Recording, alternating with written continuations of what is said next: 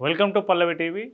Old సిటీలో గోషామహల్ నియోజకవర్గానికి సంబంధించి Rajasingh versus Madhavilatha Hyderabad MP parliament స్థానం నుంచని గతంలో బీజేపీ తరపున పోటీ చేసి ఓడిపోయినటువంటి మాధవిలత రాజాసింగ్ ప్రస్తుతం బీజేపీ నుంచి బహిష్కృత బహిష్కృత కాదు రాజాసింగే రాజీనామా చేస్తే ఆ రాజీనామాను బీజేపీ ఆమోదించడం, దాని తర్వాత బీజేపీ అభ్యర్థిగా పోటీ చేసి ఎన్నికైన రాజాసింగ్ ఇప్పుడు బీజేపీ పార్టీ నుంచి బయటకు వెళ్ళిన నేపథ్యంలో పార్టీ ఆయన రాజీనామాను ఆమోదించిన నేపథ్యంలో త్వరలో ఉప ఎన్నిక రాబోతుందనే చర్చ మొదలైంది. బీజేపీ పార్టీ అధిష్టానం కనుక అసెంబ్లీ స్పీకర్కు ఆయనపై అనర్హత వేటు వేయాలని ఒక కోరితే ఖచ్చితంగా గోషామహల్లో ఉప ఎన్నిక వచ్చే అవకాశం ఉంటుంది. అయితే గోషామహల్ ఉప ఎన్నిక వచ్చే అవకాశం ఉంటుందన్న ఈ చర్చ మధ్యలోనే హైదరాబాద్ ఎంపీ స్థానం పరిధిలో పోటీ చేసి ఓడిపోయినటువంటి మాధవిలత ఇప్పుడు మళ్ళీ తెరపైకి వచ్చారు. ఆమె ఇటీవలగా కొన్ని యూట్యూబ్ ఛానళ్ళకు కావచ్చు, కొన్ని శాటిలైట్ ఛానళ్ళకు కావచ్చు, ఆమె ఇస్తున్న ఇంటర్వ్యూలు కావచ్చు, ఆమె మాట్లాడుతున్న కామెంట్స్ వైరల్ అవుతూ ఉన్నాయి. ఆమె ఏమంటుందంటే రాజాసింగ్పై చాలా తీవ్ర స్థాయిలో ఆమె కామెంట్ చేస్తూ ఉన్నారు. నేను ఎంపీగా పోటీ చేసినప్పుడు ఒక పార్టీ నాకు టికెట్ ఇచ్చి ఎంపీగా బరిలోకి నింపితే హైదరాబాద్ బరిలో నింపడానికి మగాళ్ళే లేరా అని నన్ను అవమానించారు రాజాసింగ్.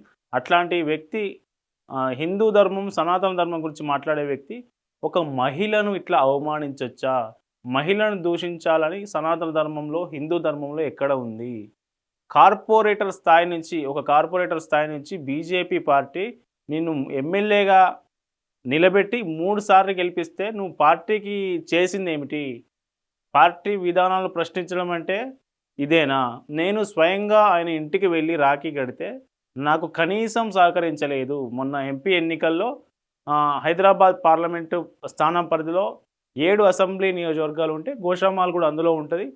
గోషామహల్లో సరే హైదరాబాద్ ఎంపీ స్థానం పరిధిలో మిగతా నియోజకవర్గాల్లో వేరే, కనీసం ఆయన నియోజకవర్గమైన గోషామహల్లో కూడా నాకు సహకరించలేదు, నా తరపున క్యాంపెయిన్ చేయలేదు అని మాధవిలత చాలా తీవ్రమైన కామెంట్ చేశారు.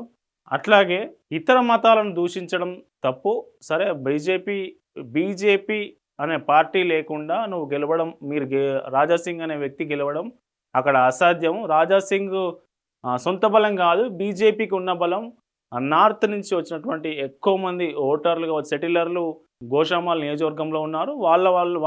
వాళ్లకు బీజేపీకి ఉన్న రిలేషన్ వల్లనే ఇంతకాలం 3 సార్లు గెలిచావు తప్పితే అది నీ బలం కాదు, బీజేపీ పార్టీకి ఉన్న బలం అంటూ మాధవిలత కామెంట్ చేశారు. అదేవిధంగా గోషామహల్ ఉప ఎన్నిక వస్తే బీజేపీ తనను అభ్యర్థిగా కనుక నిలబెడితే ఖచ్చితంగా ఈ స్థానంలో గెలిచి చూపిస్తానంటూ సవాల్ విసురుతున్నారు మాధవిలత.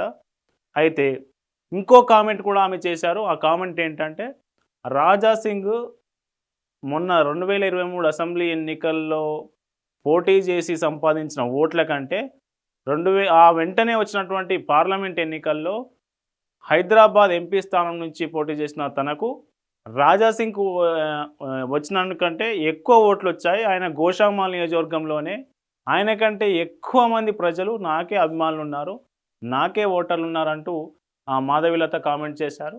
అయితే మాధవిలత చేసిన కామెంట్స్ని బీజేపీ గోషామహల్కి సంబంధించిన నాయకులు కావచ్చు, గోల్కొండ కాన్స్టిట్యున్సీ బీజేపీ గోల్కొండకు సంబంధించిన నాయకులు కావచ్చు తీవ్రంగా విభేదిస్తున్నారు.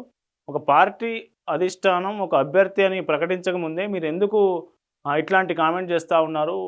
నేను పోటీ చేస్తాను, నేను గెలుస్తాను, అక్కడ నాకు ఎక్కువ బలం ఉంది, ఆయన కంటే ఓట్లు నాకే ఎక్కువ వచ్చినాయని ఇట్లాంటి ఎందుకు కామెంట్ చేస్తూ ఉన్నారు? గోషామహల్లో బీజేపీ నిలబడింది, వరుసగా 3 సార్లు గెలుస్తుంది అంటే ఆ కృషి వెనుక మా కార్యకర్తలది కావచ్చు, నాయకులది కావచ్చు, వీళ్ళందరి కృషి వల్లనే అది సాధ్యమైంది. కార్యకర్తలను నాయకులను పట్టించుకోకుండా మీరే ఎందుకు ఇట్లాంటి కామెంట్ చేస్తున్నారని బీజేపీ గోల్కొండ జిల్లాకు సంబంధించి మాజీ అధ్యక్షుడు గోల్కొండ పాండు యాదవ్ ఈ కామెంట్ చేశారు. మనం ఒక కామెంట్ చూస్తే, భారతీయ జనతా పార్టీ ఇంత బలంగా ఉందని హైదరాబాద్ పార్లమెంటు కార్యకర్తలకు అందరికీ మేము అండగా ఉంటామని ఆయన హామీ ఇవ్వడం జరిగింది. ఆయన హామీ ఇవ్వడంతో రెట్టించిన ఉత్సాహంతో కార్యకర్తలందరూ, కార్పొరేటర్లు, మాజీ కార్పొరేటర్లు, సీనియర్ నాయకులు అందరూ కూడా కలిసిమెలిసి పార్టీ కార్యక్రమాలన్నీ చేయడం జరుగుతున్నది. ఈ క్రమంలో మాధవీలత అనే ఇంతకుముందు పార్లమెంట్ కు కొట్లాడిన అభ్యర్థి, నేను గోషామైల్ అభ్యర్థినని, ఎన్నికల సమయంలో నేను గోషామైల్లో కొట్లాడతానని, నేను హైదరాబాద్ పార్లమెంట్ ఇన్ఛార్జ్ అని ఆమెనే స్వయంగా ప్రకటించుకుంటున్నారు. ఇది విన్న కార్యకర్తలు, సీనియర్ నాయకులు, కార్పొరేటర్లు, మాజీ కార్పొరేటర్లు అందరూ కూడా కొంత విస్మయానికి గురై నిరుత్సాహపడుతూ పార్టీ కార్యక్రమాలన్నీ మళ్ళా తప్పబడడం జరిగింది. కాబట్టి పార్టీ అధిష్టానానికి నా యొక్క వినతి ఏంటంటే, ఎవరు కూడా సెల్ఫ్ డిక్లరేషన్ ఇచ్చుకోవద్దని, ఇది ఎన్నికల సమయం కాదని, ఎన్నికలు వచ్చినప్పుడు సరైన వ్యక్తిని పార్టీ నిర్ణయిస్తుందని, ఏ వ్యక్తిని పార్టీ నిర్ణయించినా మనం అందరం కలిసికట్టుగా పనిచేయాలని మేమందరం కార్యకర్తలకు సరిదిద్ది చెప్పడం జరిగింది. దాంతో తిరిగి అందరూ కూడా కార్యాచరణలోకి దిగడం జరిగింది. పార్టీ అధిష్టానానికి విజ్ఞప్తి ఏంటంటే, ఎవరు కూడా ఎలక్షన్ల గురించి, అభ్యర్థి గురించి ఇప్పుడే ఎవరు కూడా మాట్లాడకుండా వాళ్ళకి ఆదేశాలు ఇవ్వాలని మనం. మాధవిలత చేసిన కామెంట్స్పై అటు రాజా సింగ్ అనుచరులు కావచ్చు, గోల్కొండ జిల్లా పూర్వపు నాయకులు కావచ్చు, వీళ్ళంతా ఆమె కామెంట్స్పై కొంత అభ్యంతరం వ్యక్తం చేసిన పరిస్థితి కనిపిస్తూ ఉంది. దీనిపై నేరుగానైతే రాజా సింగ్ కామెంట్స్ చేయలేదు. మాధవిలత ఏవైతే కామెంట్ చేసిందో దాన్ని కౌంటర్ ఇస్తూ రాజా సింగ్ అయితే కామెంట్స్ చేయలేదు ఇప్పటి వరకు. మరి భవిష్యత్తులో చేస్తారా లేదా తెలియదు. కానీ అయితే మాధవిలత ఆయా ఛానళ్ళలో చేస్తున్న కామెంట్స్ పట్ల పార్టీ అధిష్టానం కూడా కొంత సీరియస్గానే ఉన్నట్టు తెలుస్తూ ఉంది.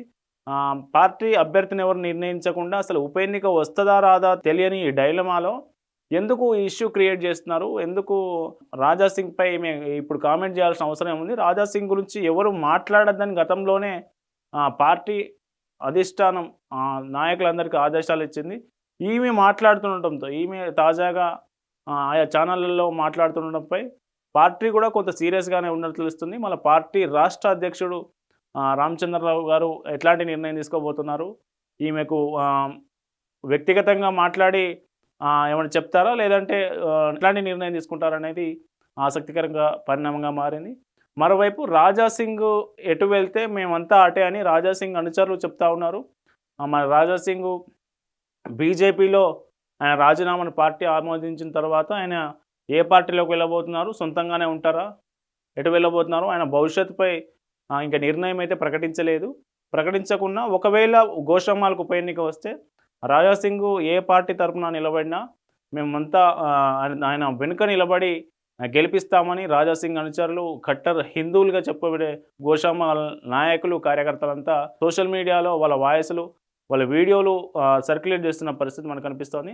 మొత్తానికి గోషామాల ఉప ఎన్నిక వస్తుందో రాదో తెలియని సందర్భంలో, వస్తుందో రాదో, వస్తే ఎవరు ఉండబోతున్నారనే చర్చ మధ్యలో రాజా సింగ్ వర్సెస్ మాధవిలత ఈ మధ్యలో వార్ కొనసాగుతున్న పరిస్థితి కనిపిస్తూ ఉంది.